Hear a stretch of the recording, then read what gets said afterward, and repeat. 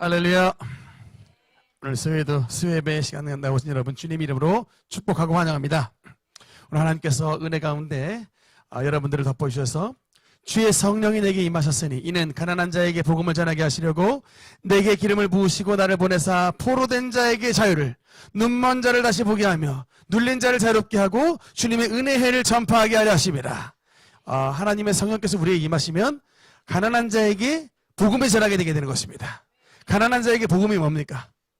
가난에서 벗어나 하나님의 부요함의 은혜를 누리게 되는 것입니다. 또 포로된 자가 자유케 되게 되는 것입니다. 죄악의 포로된 자가 하나님의 은혜로 자유케 되고, 눌린 자가 여러분 자유롭게 되게 되는 것입니다. 질병에 눌리고 여러 가지 병마에 눌리고 세상의 세파에 눌린 모든 자가 하나님의 성령의 능력으로 자유케 되어 결국은 주님의 은혜의 해가 전파되는, 여러분 주님의 은혜의 해가 뭡니까? In the year of Jubilee, 여러분 희년의 해가 선포되는 것입니다.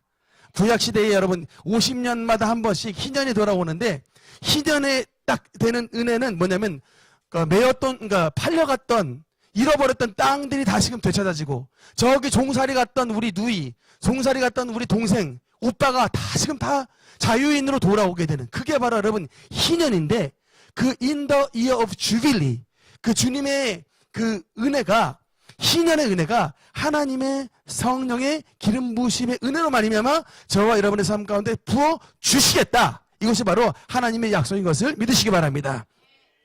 여러분 지금 우리가 성령론에 대해서 나누고 있는데, 사실은 이 성령론은 우리 이론에 대해서 사실 배우지만, 이거는 이론이 중요한 게 아니고 뭐가 중요하다?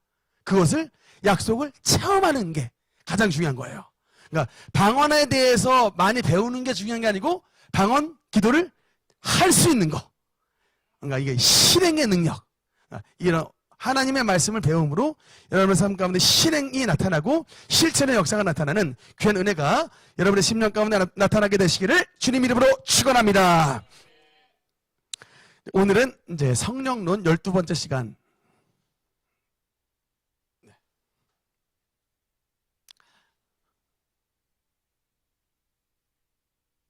12번째 뭐냐면, 오늘은 성령의 은사에 대해서 배우겠습니다. 따라합시다. 성령의 은사. 성령의 은사. 여러분 지난번에 저희가 이제 세 가지 말씀을 나눴습니다. 중생과 뭐였죠? 성령, 세례와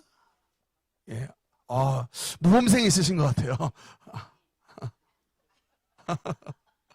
할렐루야.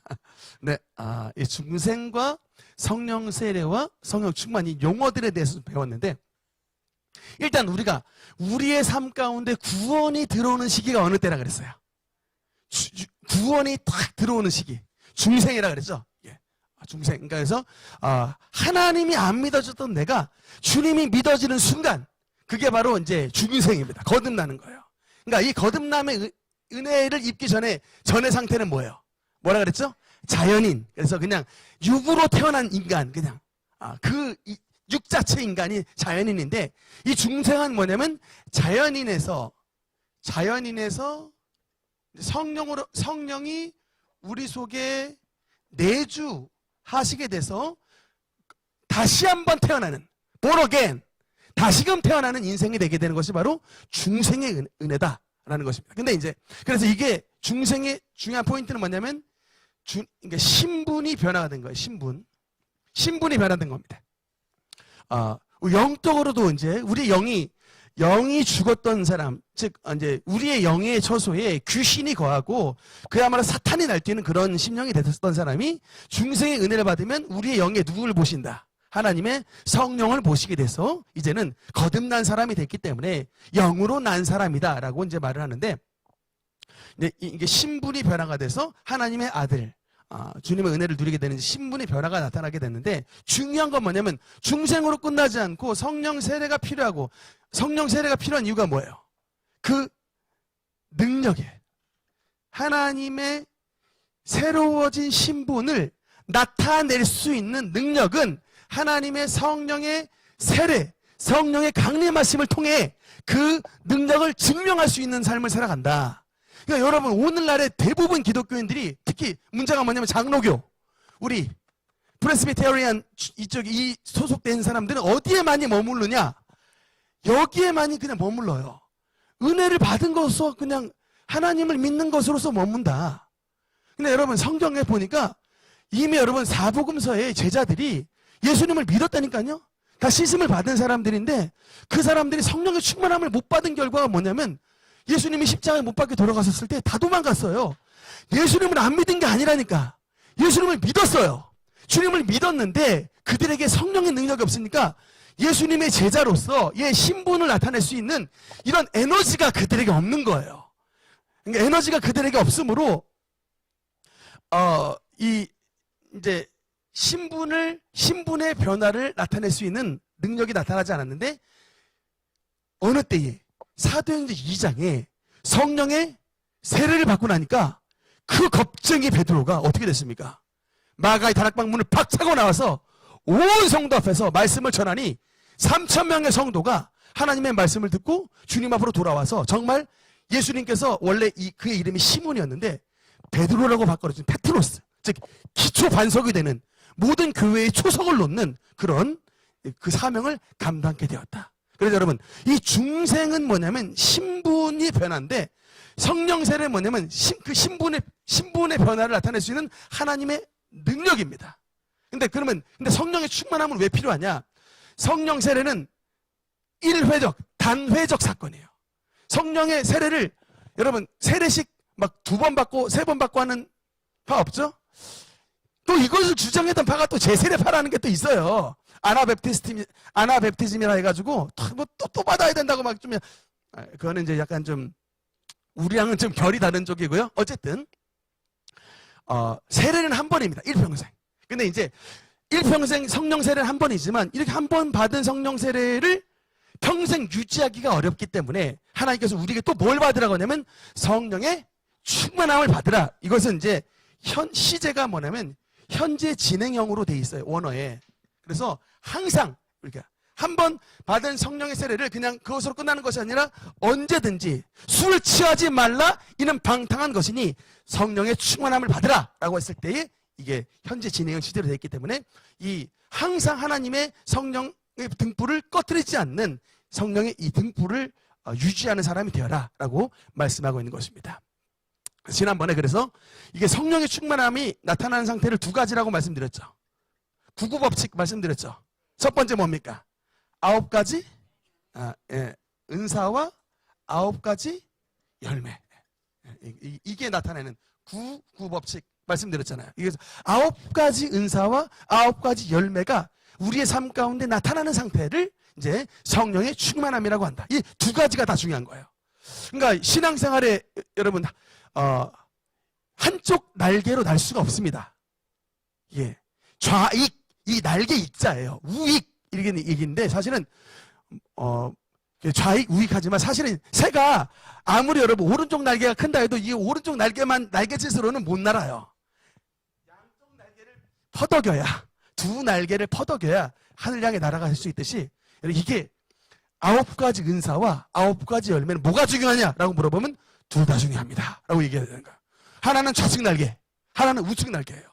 그러니까 은사와 열매가 삶 가운데서 고루고루 나타나는 이런 삶을 살아갈 때 하늘을 향해 창공을 향해 천국을 향해 날아가는 아름다운 여러분 이게 창공을 향해 박차고 나가는 그런 신앙생활로 성공할 수가 있게 되는 것입니다. 오늘은 그 중에서 이제 성령의 은사에 대한 파트를 나누려고 하는데 성경에 보면 은사라는 단어가 3가지로 나와 있습니다.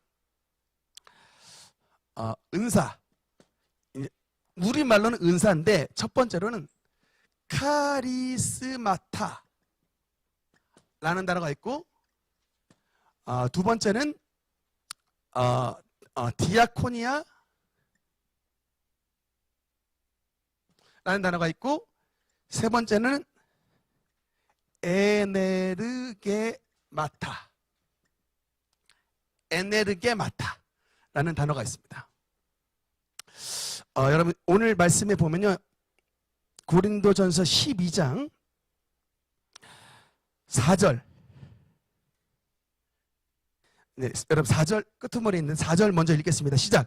은사는 여러 가지나 성령은 같고. 5절 6절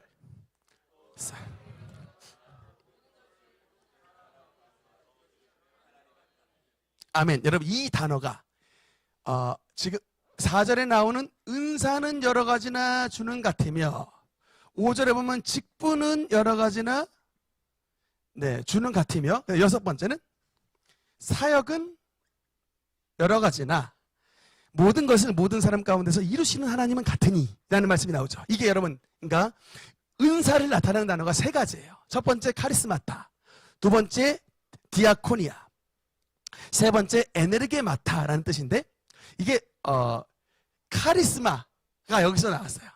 카리스마가 뜻이 뭘까요? 옛날에 제가 고린도전서 강의할 때 말씀드렸었는데 기억해 주시면 제가 섭섭합니다. 까먹어 주셔야지. 제가 또 할 수 있죠. 그죠? 카리스마라는 뜻은 뭐냐면 선물이라는 뜻이에요.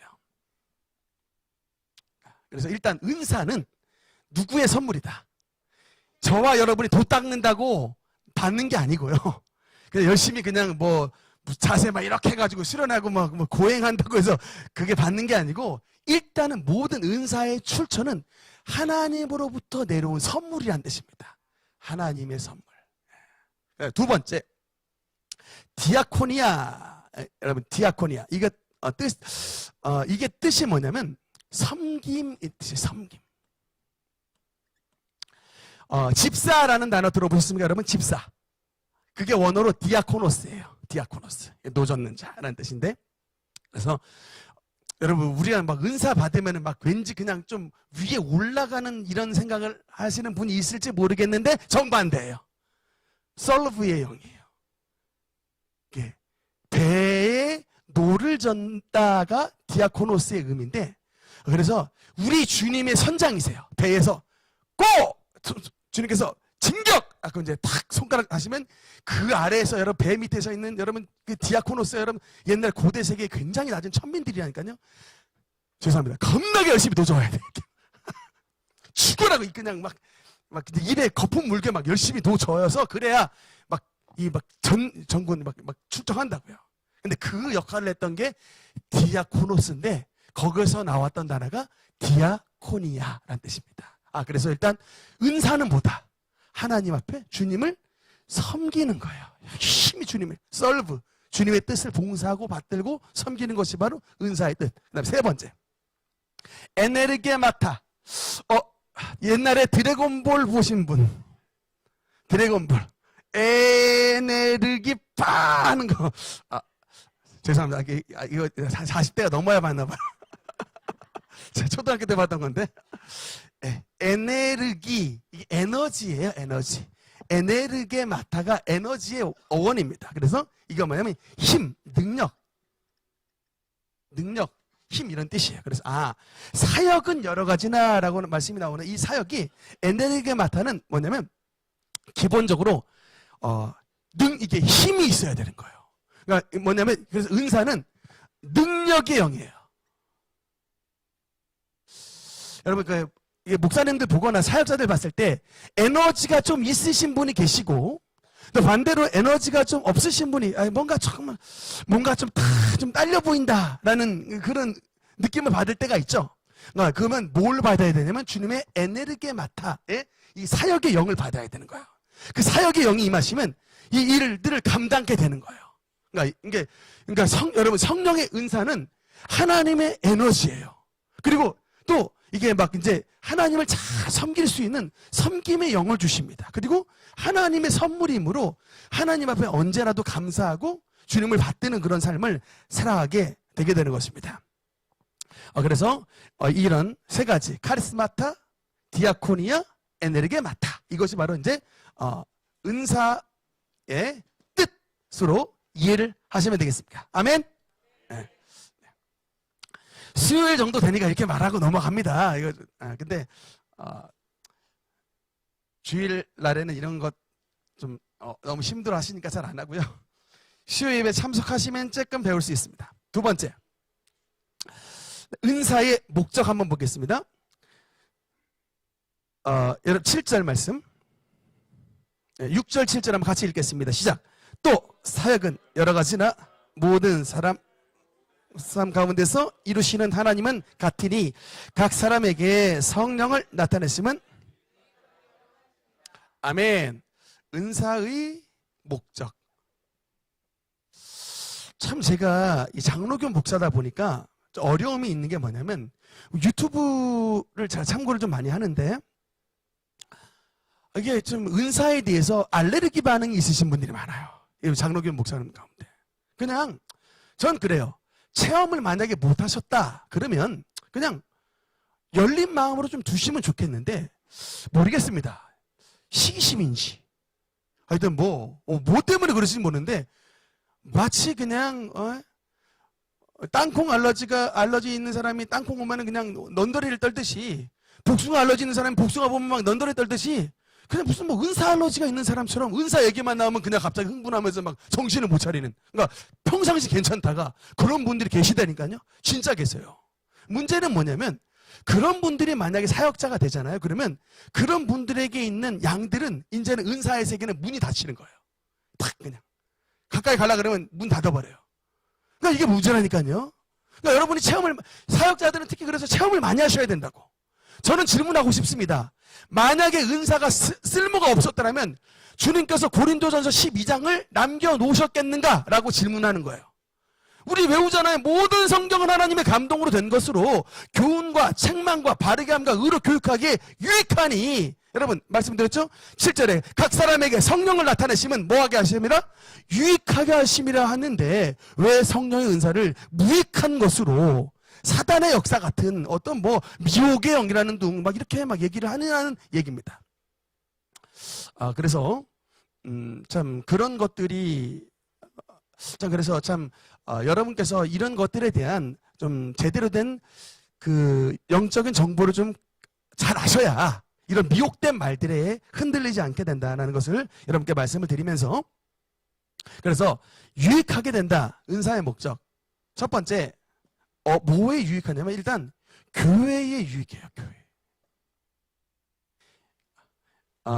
제가 여러분 강로 고신교단이라고 들어보셨습니까? 네, 잠깐, 히트 하나 좀 까주세요.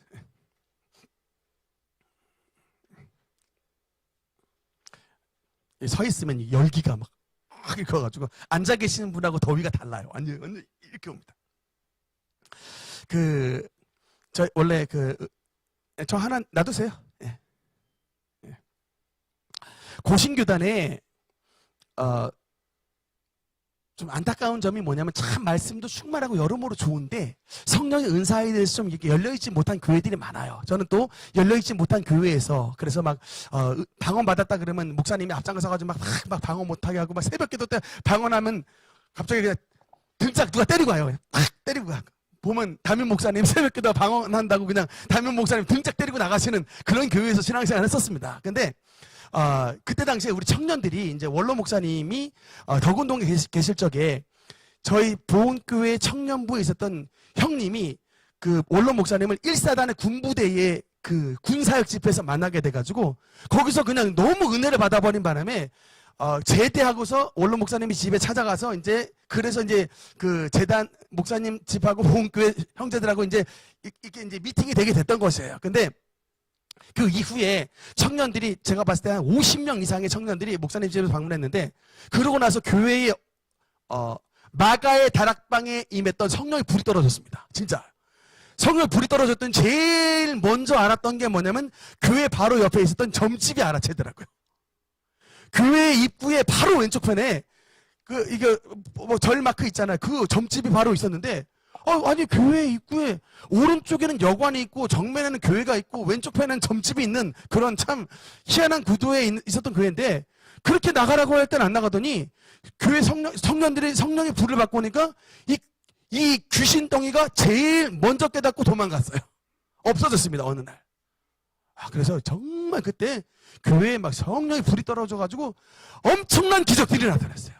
그 시기에 저희 아버지도 도박도 끊어지고 하여튼 그때에 여러 가지 막 그 교회 안에서 중직자 가정들의 엄청난 하나님의 기적들이 나타났는데, 그래서 내가 그때 깨달았던 건 뭐냐면, 같은 불인데 여러분 비유 들죠? 여러분 섭씨 100도는 라면 끓이는 물이에요. 근데 여러분 섭씨 1000도 2000도는 거기서 도자기가 나오는 거예요. 그러니까 100도의 불 가지고는 도자기가 안 구워지는 거예요. 그러니까 영적으로 여러분 좀 큰 문제들이 있잖아요. 그러면 이게 도수가 더 세야 돼. 그러니까 이 마가의 다락방에 임했던 이런 막 성령 큰 센 불이 임해야 정말 막 불지평 같은 이게 가정의 불지평 같은 엄청난 이런 막 사탄의 족쇄들이 막 그냥 다 깨져버리는 역사들이 그때 막 엄청나게 나타났는데, 어쨌든 그런 일로 말미암아 교회가 유익하게 되고, 또 두 번째는 뭐가 봤습니까? 당연히 가정이 유익하게 되죠. 세 번째 뭐가 유익하게 됩니까? 개인이. 교회와 가정과 개인과 나중에 국가까지 다 유익하게 됩니다. 엄청난 성령 은사는 우리에게 유익을 베풀어 주신다. 그래서 이제 사실은 오늘 그래서 이제 성경에 보면은 은사가 종류가 몇 가지가 나오냐면 대략 20가지의 은사가 써 있어요. 다음 시간에 이거 한 번 더 할 건데, 오늘은 그 중에서 고린도전서 12장에 나오는 성령 9가지 은사에 대해서 오늘은 그 파트를 좀 나누겠습니다. 우리 능력교회가 추구하는 바가 성령 운동의 센터이기 때문에 여러분 이 9가지 은사는 나오셔야 돼요. 다시 한번 해보겠습니다. 첫 번째 뭐죠? 지혜의 말씀. 두 번째, 지식의 말씀. 세 번째, 모르시는 분들을 위해서 여기 PPT 떠 있습니다. 8절 9절. 네 번째는 병고침. 다섯 번째는 능력 행함. 여섯 번째 예언함. 일곱 번째 영분별. 여덟 번째 방언. 아홉 번째 통역, 통변. 네, 한번 따라해 봅시다. 지혜의 말씀, 지식의 말씀, 믿음, 병고침의 은사, 능력 행함, 예언함, 영들 분별함, 방언, 통변. 이제 9가지 은사가 나옵니다. 여러분 이 9가지 은사 가운데서 어떤 것을 경험해 보셨습니까? 일단 방언 받으신 분 한번 손 들어보십시오. 방언 받으신 분. 할렐루야. 방언. 할렐루야. 한나 방언 받았지 않습니까? 손 높이 들어야지. 내가 한나 한나 초등학교 한 3학년 때가 산기도 가서 혀 낼름거리면서 방언했던 기억이 아직도 내 머릿속에 있는데. 네. 이런 교회 많지 않습니다. 초등학생들이 막 방언기도 막 잘하는 이런 교회 잘 없어요. 대한민국에 참 잘 없습니다. 우리 지적 능력교회는 선진교회인 것을 믿으시기 바랍니다. 이제 부흥만 잘 되면 돼. 이제 부흥만 하면 돼. 그러면 이제 1등이지. 이제 이 9가지 은사 가운데 이제 여러분 좀 몇 가지로 이제 좀 간단하게 보겠습니다. 지혜의 말씀. 지혜의 말씀이 여러분 뭘까요? 지혜의 말씀. 이 지혜의 말씀에 대해서 1번으로 나오는데 대부분의 장로교 목사님은 성경 말씀 잘하는 것을 지혜의 말씀이라고 말해요. 아니에요. 그러니까 말씀 잘하는 것도 물론 그냥 말씀의 은사도 있지만 그 성경은 공부를 많이 해서 성경적 지식이 많이 있는 것이 지혜의 말씀이 아니에요. 이거는 뭐냐면 분명히 말씀드리면 데피니션을 말씀드릴게요. 이게 뭐냐면 솔루션의 은사예요. 해결의 은사입니다. 가장 강력한 예가 뭐냐면 여러분 솔로몬의 재판이에요. 솔로몬이 갑자기 재판장에 앉아 있는데 두 어머니가 한 아이를 안고 와가지고 이제 아기를 하나씩 안고 왔는데 하나는 죽었어요. 한 아이는 살아 있습니다. 그러니까 서로 그냥 주장하는 거예요. 이 살아있는 아이가 내 거라고 서로 막 주장합니다. 이때에 솔로몬이 아니 누가 이 살아있는 아이의 진짜 어머니일까? 이게 고민이 되지 않겠습니까? 그때에 하나님의 성령께서 그에게 지혜의 말씀을 주셔가지고 어떻게 솔루션을 내립니까? 큰 칼 가져오너라. 칼 갖고 와. 아이, 저 사나이 누군지 부모 모르겠으니 반으로 잘라서 줘라 라고 딱 했더니 여러분 바로 가짜 엄마는 어떻게 합니까? 그래도 잘라서라도 주라 그러고 진짜 엄마는 어떻게 해요? 차라리 자르지 말고 저 여자라고 안 했을 거예요. 전현에게 주세요 했을 거예요. 그렇겠죠? 저 곱게 말도 나오지 않았을 겁니다. 근데 그때에 바로 솔로몬이 뭐라고 말합니까? 바로 저 여자가 아이의 친어머니라는 것을. 이게 바로 이 상황의 속에, 그러니까 이거는 여러분 성경적 지식으로 말미암아 얻는 지혜가 아니고 이 상황 속에 무엇이 하나님의 해결책인가라는 것을 주님께서 주시는 솔루션의 은사예요. 여러분 또 누가 이것을 많이 쓰셨냐? 예수 그리스도께서 이 지혜의 말씀을 엄청나게 이 은사를 발휘하셨습니다. 바리새인들이 어느 날 찾아와가지고 예수님 아부 떨면서 말하면서 가이사에게 세금을 바치는 것이 옳습니까? 그럽니까? 라고 하면서 세금 문제를 가지고 탁 걸고 넘어졌습니다. 이때에 여러분 만약에 예수님이 그냥 세금 내 그러면 어떻게 될까요? 뭐로 몰릴까요? 로마의 부역자 세리로 가는 거예요. 세리로. 세리 지금 그렇지 않아도 세리가 왜 미움받습니까? 그냥 세금 그냥 맨날 그 폭리 그냥 막 뒤집어 씌워가지고 막 걷어가는 것 때문에 세리를 민족의 반역자로 여기는데 세금 내 그러는 순간 예수님은 세리와 똑같은 취급을 받고 반대로 내지 마라고 얘기하면 어떻게 됩니까? 이제 로마에 이제 그야말로 이제 총독에게 끌려가가지고 이제 또 이제 큰일 나게 됩니다. 예수님의 솔루션이 뭐예요? 이 세금 문제 예수님의 솔루션이 뭡니까? 가이사의 것은 가이사에게, 하나님의 것은 하나님에게. 여러분 기가 막히죠? 우리 예수님 천재세요. 그러니까 이런 번뜩이는 아이디어들이 여러분 뭐 누가 알려줍니까? 그게 아니에요. 딱 하나님의 성역에서 하나님의 말씀을 꽉 주시는 거예요. 위스덤. 하나님의 지혜를 주셔가지고 그 상황을 돌파할 수 있는 능력을 주님께서 주시는데 그것이 바로 이 지혜의 말씀입니다. 첫 번째로 나왔다라고 하는 것은 뭘까요? 그만큼 여러분 우리 너무나도 중요한 은사고 저와 여러분의 삶 가운데 하나님께서 이런 은사를 또 주시기를 원하신다는 겁니다. 여러분의 모든 직장 생활 가운데서 왼쪽으로 가야 되는지 도대체 오른쪽으로 가야 되는지 여러분은 어떻게 압니까? 도대체 어디의 길로 가야 되는지 여러분 우리가 어떻게 합니까? 그때 하나님의 성령께서 이 길이 너의 길이니라 라고 알려주시는 이 하나님의 해결책 이런 것들을 주님께서 지혜의 말씀으로 우리에게 말씀하셨고 네, 그 다음에 두 번째 그와 좀 다른 말씀이긴 말씀이다. 어떤 말씀이다? 지식의 말씀. 그러니까 이거는 뭐냐면 하나님의 계시로 말미암아 특정한 정보와 지식을 주시는 거예요. 이거는 솔루션의 영이라면 이거는 인포메이션의 역사예요. 정보, 딱 어떤 사실, 팩트 이거를 딱 드러내십니다. 그러니까 이건 뭐냐면 하나님이 평상시에 팩트를 안 드러내시는데 교회에 어떤 중대한 문제가 생겼거나 어떤 중요한 어려움들이 있을 때 이 팩트를 건드십니다. 대표적 사건이 뭐냐? 사도행전 5장의 아나니아와 삽비라 사건이에요. 그게 뭡니까? 아나니아와 삽비라가 사실은 헌금을 냈습니다. 참 저는 그 양반들 정말 불쌍해요. 세상에 헌금 내고 죽었어요. 하여튼 안 내고 뭐 벌 받았으면 또 좀 그렇겠는데 이 양반들. 근데 왜냐하면 그때는 왜 그랬냐면 여러분 초대교회가 인큐베이터에 들어있는 시기예요. 인큐베이터에 아기가 들어있으면 여러분 왜냐? 인펙션이 굉장히 심하게 잘 될 수가 있어요. 조그마한 병균에도 그냥 아이가 죽어버릴 수 있습니다. 교회가 가태동했기 때문에 조그만한 이 거짓의 영들이 교회 안에 들어오면 이 순수하게 시작했던 하나님의 공동체가 아주 이게 막 박살이 나기 쉽기 때문에 초창기 하나님은 굉장히 심하게 다루세요. 여러분 그게 구약시대에도 나답과 아비후가 아론의 대제사장들의 첫째 아들 둘째 아들이었는데 술 먹고 그냥 다른 불 들였다가 하나님의 불이 임해가지고 죽었어요. 사실 그 이후에도 제사장들 뻘짓 나쁜 짓 굉장히 많이 했습니다. 엘리 제사장들의 자식들은 더 나쁜 짓 많이 했는데 근데 희한하게 나답과 아비후가 먼저 죽었어요. 엘리와 홈리와 비나스는 바로 그렇게 죽지 않고 전쟁에 나가 죽거든요. 같은 도리어 내가 봤을 때는 나답과 아비후가 덜 죄를 졌는데도 왜 그랬을까? 시기적으로 봤을 때 성막이 처음 인큐베이팅 됐던 때예요. 처음 시작할 때는 하나님께서 굉장히 좀 순수성을 보존하시기 위해 엄하게 다루시는 경향들이 있습니다.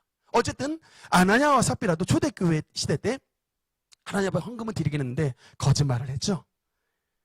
헌금 3분의 1만 딱 갖다 내놓고 뭐라고 얘기합니까? 전부입니다.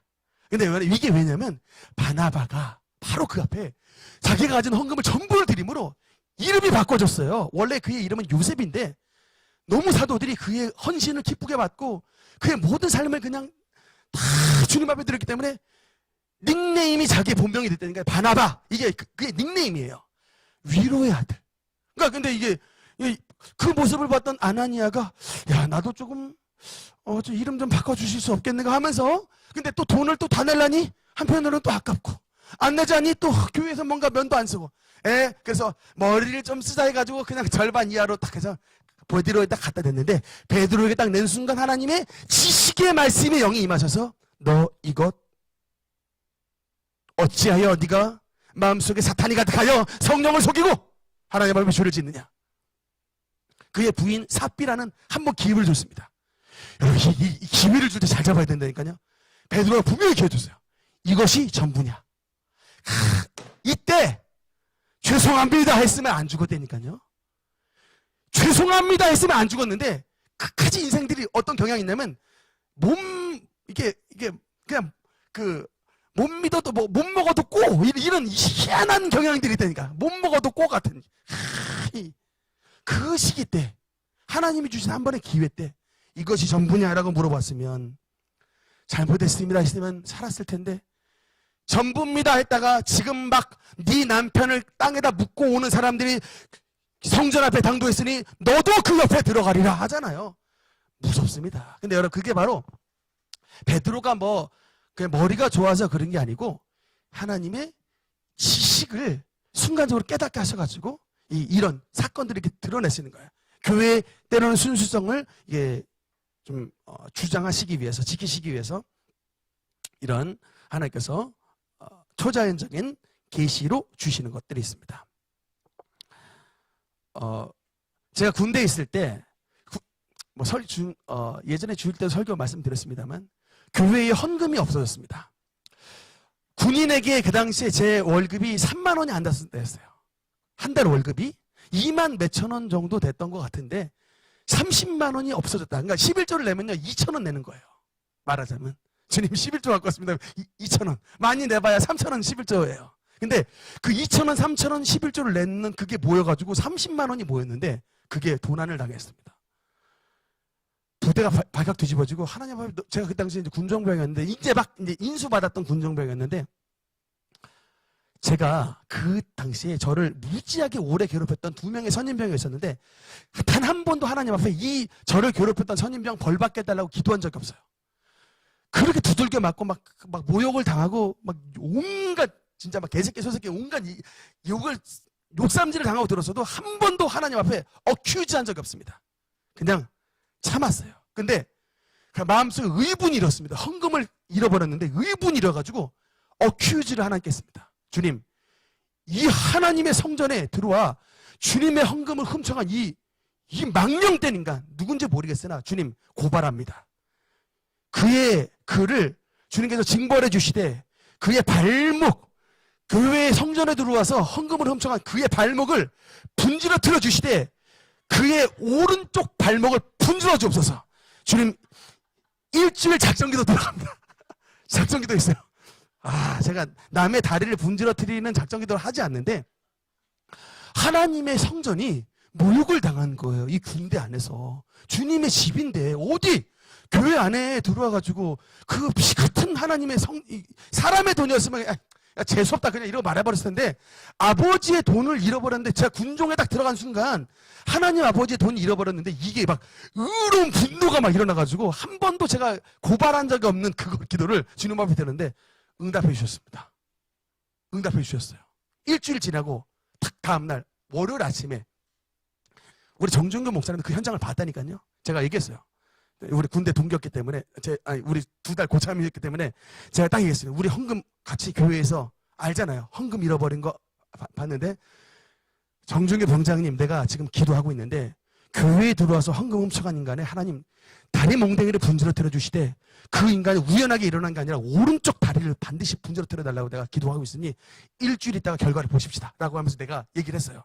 진짜 일주일 있다가 연병장이 딱 섰는데 어떤 한 사람이 목발을 짚고 오는데 탁 봤습니다. 오른쪽 다리가 분절했었어요. 할렐루야.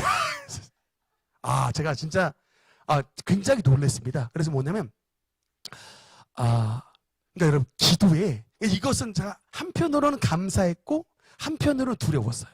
그래서 이게 함부로 이것을 해내면 안 되지만, 그러니까 저는 또 한편으로 감사했어요. 왜냐하면 이게 이 하나님의 성전에 들어와서 주님의 물질을 훔쳐간 저 자를 주님께서 징벌해 주심을 보고 하나님의 공의를 깨달은 거예요. 잘못한 자를 주님께서 징벌하신다.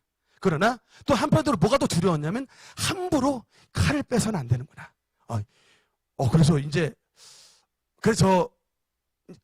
그래서 제가 그 이후로는 정말 더 조심합니다. 아무리 저 힘들게 해도 저 칼 안 빼요. 어떻게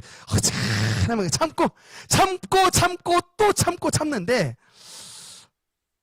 또 왼쪽 다리 분질러뜨리고 또 기도 리스트 2호에 오르는 일이 없어야 된다. 저는 항상 주여 그러고서 항상 기도하고 있습니다. 오늘 마지막 믿음의 은사까지 하겠습니다. 믿음. 여러분, 이 세 번째 은사는 믿음의 은사인데, 우리 이 믿음의 은사는 뭐냐면 우리 모두 다 믿음이 다 있는데, 특별히 이게 뭐냐면 하나님의 이 믿음이 내 마음속에 그냥 믿음으로 막 꽉 들어차는 이런 남들은 다 못 믿는데 이게 내 마음속에 막 믿어지는 역사들이 있어요. 제가 이것을 어느 때 체험했냐면, 여러분,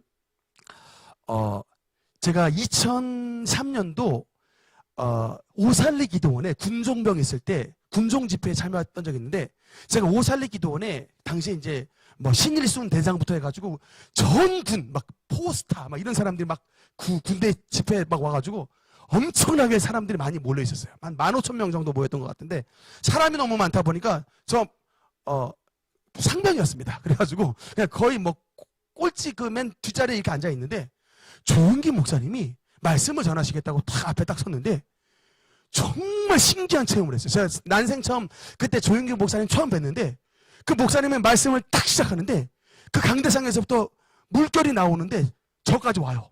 이 물결이 찰랑찰랑 물결이 오는데, 갑자기 저 멀리서부터 눈으로 보이는 게 아닌데 하여튼 영적으로 느껴집니다. 물결이 지금 나에게 오고 있다라는 게 오는데, 그 물결이 나를 확 휩쓸고 지나가는데 가슴 속에 갑자기 막 믿음이 막 너무 막 그냥 하나님의 말씀과 이게 막 확신이 막 생기는 거예요. 그래서 제가 이게 도대체 어떻게 된 일이지? 저 양반이 그냥 설교하시게 딱 섰는데 쓰자마자 저 분에게서 나오는 이 막 믿음의 물결이 내 마음 가운데 막 오는데, 정말 신기하다 해가지고 참 그러고서 있다가 하루는 이게 이제 그 여의도 순복음교회 하루는 그 조영기 목사님이 온누리교회에서 했었던 간증 집회를 제가 한 2008년도에 얘기를 들었던 게 있는데, 그때 그 사건이 그것이었구나라고 깨달았었습니다. 뭐였냐면, 여러분도 뭐 간증 여러분 보셨겠지만 조영기 목사님이 그 대조동 참막교회 시절에 어떤 역사가 나타나냐면, 안진뱅이가 서울역에서부터 저기 대조동 참막교회에 찾아가면 조용기 전도사라는 사람이 있는데 그 사람 만나면 병을 고치니까 한번 가봐라 라고 하는 얘기를 해서, 이제 이 안진뱅이가 버스 타고 와서 기어해서 결국은 일요일, 그러니까 주일 낮에 출발했는데 월요일 새벽에 도착했던, 기어서 추운 겨울에 낫겠다고 안진뱅이가 기어서 천막교회를 찾아왔답니다. 세상인데 그때 당시가 어떤 때였냐면 이게 귀신 쫓아내고 방언 사역한다고 순복음교회에서도 2단으로 쫓겨나고 있었던 때였대요. 그래서 근데 지금 형편이 고약하게 됐는데 어디 또 지금 안진뱅이가 와가지고 고쳐달라고 지금 기도할 맛 전혀 안 나고 지금 제가 2단 돼가지고 지금 이러고 있는데, 하여튼 고쳐달라고 왔으니 어떻게 하면 이제 고쳐야 되는데, 딱 봤더니 뭐 도무지 이건 뭐 안 고쳐지는 거야. 그래서 그나마도 이제 성경에서 봤던 것이 있으니까, 은과 금은 내게 없거니와 내게 있는 곳으로 내게 주노니 나사렛 예수 그리스도의 이름으로 일어나 걸어라 하면서 딱 했는데, 뭐 일어나기는커녕 그냥 바로 털썩 자빠져 버리더랍니다. 그래가지고 이제 그냥 돌려보내려고 하다가, 그래도 이제 이 사역 얘를 이렇게까지 키워왔는데 어떻게 그냥 돌려보낼 수 있나 해서, 너 일단 좀 기다리고 일단 내가 믿음이 없으니 내가 너를 일으킬 만한 믿음이 내가 전혀 너 안 믿어진다. 너 일으킬 만한 거 내가 일단 안 믿어지니 내가 좀 믿음을 얻고 좀 해야겠다 그래가지고 그 옆에 가서 한 뭐 2시간, 3시간씩 막 열심히 막 기도를 했는데 1시간 지났을 때는 전혀 안 믿어지다가 한 2시간 막 3시간 기도할 때 그 조용기 목사님의 간증 표현입니다.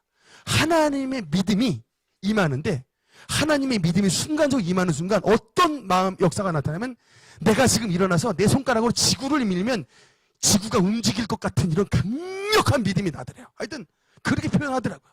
도무지 안 믿겨졌던 그런 상황에서 한 3시간쯤 기도하니까 내가 일어나가지고 내 손가락으로 지구를 밀면 지구가 움직일 것 같은 이런 하나님 이게 이 믿음의 은사, 그 목사님의 믿음의 은사가 확 그를 사로잡았나 봐요.